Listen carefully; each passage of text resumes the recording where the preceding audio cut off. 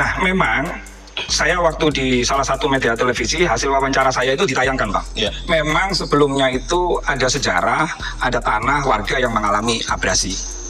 Nah, mengalami abrasi itulah sehingga makanya Pak Menteri itu bilang tahun 82 sudah ada permohonan untuk penerbitan sertifikat itu. Seseorang yang bernama Rofi Mukhlis dan biasa dipanggil dengan Gus Rofi, dikenalnya juga sebagai Ketua Umum BKN, yaitu Barisan Ksatria Nusantara, dan tiba-tiba sering muncul di berbagai macam diskusi publik terkait kasus pagar laut.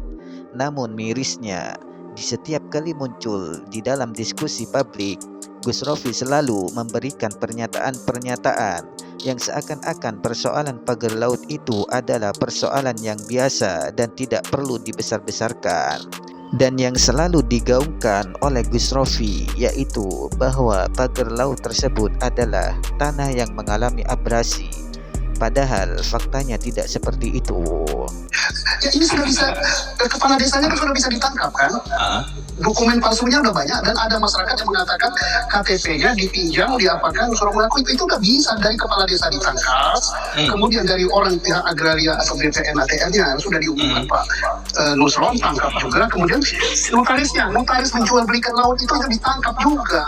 Kemudian siapa pembelinya? Nggak usah takut sama pengusaha besar. Nah ini kedaulatan negara yang dijual, bukan jual sebidang kebun yang ada di darat, laut. Kalau orang sudah menyangkut kedaulatan, lihat Presiden sudah berkata begitu, memberitakan TNI AL, ini menyangkut kedaulatan, ingat. Kemudian apalagi yang ditunggu? Dukungan Presiden luar biasa, Panglima tertinggi itu Presiden, Polri di bawah Presiden, dukungan politik dari Bu Puan Maharani, Ketua Komisi 4, kemudian anggota DPR Komisi 4, kemudian dukungan rakyat luar biasa. Ini Pak Boyamin, dia dari organisasi masyarakat berjuang gitu. Ini banyak sekali pengkhianat yang membela, mengatakan itu laut tenggelam, itu sawah tenggelam, itu pengkhianat gitu. Dan fakta-fakta pun terkait pagar laut mulai banyak terungkap, termasuk kepala desa yang terlibat dan para pejabat di dalam kementerian yang terkait yang juga ikut terlibat. Dengan sudah diungkapkannya bukti-bukti dan siapa saja pihak-pihak yang terlibat di dalam kasus pagar laut, apakah Gus Rofi masih mau mengatakan ini akibat abrasi tanah? Bahkan bukan hanya fakta atau bukti-bukti yang sudah ada, karena hal ini menyangkut kedaulatan negara, sampai Presiden Prabowo pun mengeluarkan perintah untuk membongkar pagar laut tersebut. Dan juga dukungan penuh datangnya dari DPR dan juga rakyat bersatu mengusut tuntas persoalan pagar laut tersebut. Dan apakah Gus Rofi masih sama ingin mengatakan ini tanah yang tenggelam? Yang disampaikan Pak Susno ya, beliau ini kan mantan Kabar Eskrim ya, seorang polisi seperti hakim jalanan. Saya miris ya mendengar keterangan Pak Susno. Jangan bilang saya hakim jalanan, Anda ini dengan jenengan mengatakan pengkhianat. Mohon maaf Pak Susno, saya juga melakukan investigasi. Saya ketemu namanya Pak Hendra, Pak. Siapa? Pak Hendra itu di Sukadiri, bukan di daerah Kohot. Siapa dia? Pak Hendra itu punya tanah Pak, 92 hektar, SPPT-nya 80 hektar, terus kemudian sertifikatnya. Bentar dulu Pak Susno, bentar dulu Pak Susno. Pak Susno, kita beri nggak boleh otoriter Pak Susno.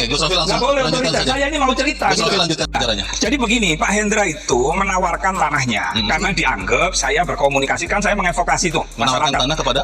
Minta tolong kepada kami untuk dijual kepada PT. Saya sebutkan aja PT PIK.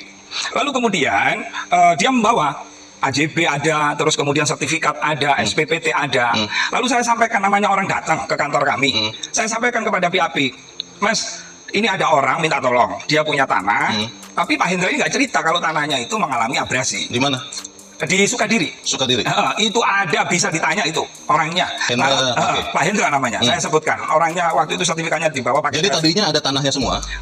Tadinya ada tanah semua dan betul. habis semua sekarang? Nah, terus begitu kami sampaikan kepada pihak. Jadi habis semua airnya? Habis semua kepada pihak. Tanah 92 hektar? Habis semua. Kemakan ombak semua? Kemakan ombak semua. Selama berapa tahun? Nah, untuk tahunnya kami tidak tahu. Secara tanahnya tahun berapa? Nah, kami tidak ngecek, kami sampaikan.